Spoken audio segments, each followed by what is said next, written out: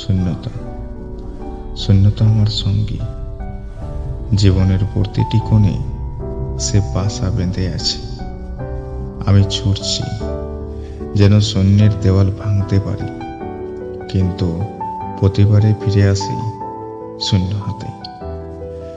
আমি বুঝি আমার শূন্যতাই আমার সত্য, প্রতিটি হাসির আড়ালে লুকিয়ে থাকা নীরবতা, প্রতিটি প্রাপ্তির মাঝে থাকা অসম্পূর্ণতা।